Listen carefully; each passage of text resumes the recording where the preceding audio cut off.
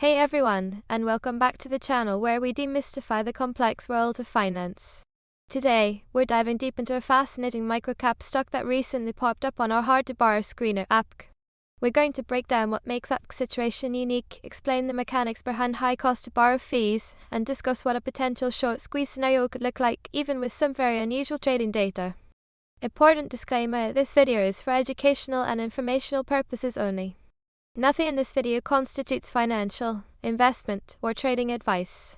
Always do your own research and consult a licensed financial advisor before making any investment decisions. Past performance does not guarantee future results. Show ATPC logo/chart if available, otherwise generic microcap image. Let's talk about ATPC. This is a microcap company and its sector isn't readily available, which is common with smaller, less tracked entities. What immediately catches our eye with ATPC is its incredibly small estimated float, just 0.5 million shares. A small float can be a powerful ingredient when we talk about price volatility and short squeeze potential. Now, for a critical piece of context regarding ATPC right now. As of our check, the recent price action has shown absolutely no movement. Today's change is plus 0.0%, the last 5 days are plus 0.0%, and even over the last 30 days, it's plus 0.0%. Correspondingly, the volume data tells a similar story. Today's volume is 0 shares, the 30-day average volume is 0 shares, and the relative volume is 0x average.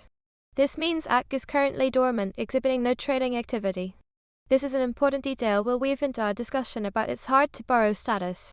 What is cost to borrow and why it matters? So, what exactly is cost to borrow, or CTB, and why should you care? Show animation: shareholder lends to broker, broker lends to short seller. When a short seller wants to bet against a stock, they don't own the shares. They have to borrow them, usually from a broker, and then sell them on the open market. Their hope is that the price drops, they can buy those shares back cheaper, return them to the lender, and pocket the difference. But borrowing shares isn't free. The cost to borrow is the annualized fee that short sellers pay to borrow those shares. It's like interest on a loan. Animation: supply and demand graph for shares to borrow. These fees are determined by supply and demand. If a lot of people want to short a stock, but very few shares are available to borrow, the cost to borrow skyrockets. These fees can and often do exceed 100% annually, sometimes even reaching into the hundreds of thousands of percent, as we see with ATPC. This isn't just a small fee, it's a significant ongoing expense that eats into a short seller's potential profits every single day they hold their position. Why this stock is hard to borrow right now. Show text overlay at CTB 749.3%. Now let's bring it back to ATPC. This stock appeared on our hard-to-borrow screener with an astonishing annualized cost-to-borrow fee of 749.3%. This number tells us that, if shares of ATPC were to be borrowed and actively shorted, the cost for short sellers would be incredibly high. The fact that ATPC is designated hard to borrow even with zero current trading volume suggests extreme scarcity in the underlying share inventory for lending. We don't have current data on shares available to borrow, but this CTB percentage, combined with ATPC's tiny 0.5 million share estimated float, points to a scenario where very few shares are ever made available for shorting by institutional lenders. Our internal composite squeeze score for ATPC sits at 50.6 out of 100, indicating a notable level of underlying scarcity and potential for volatility should trading activity ever resume. Squeeze mechanics explained. Animation: short seller panicking, buying back shares, price going up. So, how does a short squeeze work, especially in a hypothetical scenario like ATPC? When a stock's price begins to rise significantly, short sellers start to feel the heat. Their losses grow with every uptick. If the cost to borrow is also prohibitively high, like ATPC 749.3%, the pressure intensifies.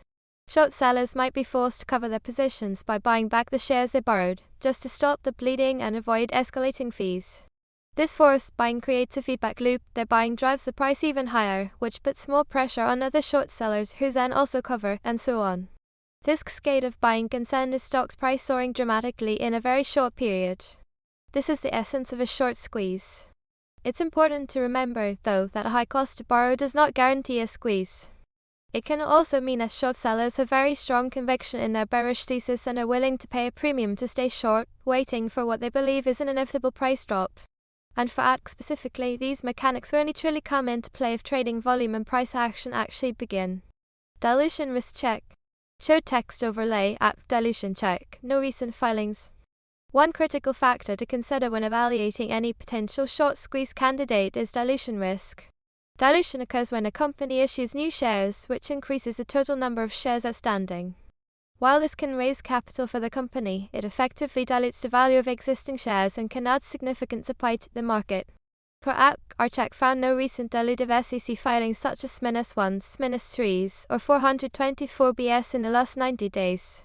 This is a positive sign for any potential squeeze thesis, as it means there hasn't been a recent influx of new shares that could easily be borrowed, or that could counteract the buying pressure during a squeeze. New share issuance can quickly negate the effects of even very high cost to borrow fees and strong short covering interest. Important disclaimer: this video is for educational and informational purposes only. Nothing in this video constitutes financial, investment, or trading advice. Always do your own research and consult a licensed financial advisor before making any investment decisions. Past performance does not guarantee future results. Show chart with blank volume bars, then potentially rising bars. Given ATPC's current zero trading volume and price stability, what exactly should we watch for? The key here is change. You'd want to monitor for any significant increase in trading volume, even if it's minimal at first. Any renewed interest could quickly interact with that extremely small 0.5 million share float. If volume does start to pick up, the 749.3% cost to borrow fee suggests that any short interest building up would be under immense daily pressure. A small float means that even moderate buying pressure, potentially from a few new investors, could have an outsized impact on the share price. The lack of recent dilution also means there isn't an obvious source of new supply to absorb that buying pressure. For now, ATPC remains a fascinating dormant example of extreme hard-to-borrow characteristics. Show ATPC logo and final call to action. So there you have it. ATPC presents a unique case study, a micro-cap stock with an extremely high cost to borrow of 749.3% and a tiny 0.5 million share float, yet currently no active trading. It's a textbook example of what a hard-to-borrow stock can look like in terms of its underlying structure, even if the current market activity is zero. While there's no active trading to trigger a squeeze today, understanding these mechanics with stocks like ATPC is crucial for identifying potential opportunities if a stock begins to wake up. What are your thoughts on ATPC's incredibly high cost to borrow? Have you seen other stocks with similar dormant but hard to borrow characteristics? Let us know in the comments below. Don't forget to like this video, subscribe for more in-depth financial education, and hit that notification bell so you don't miss our next deep dive. Thanks for watching, and we'll see you in the next one.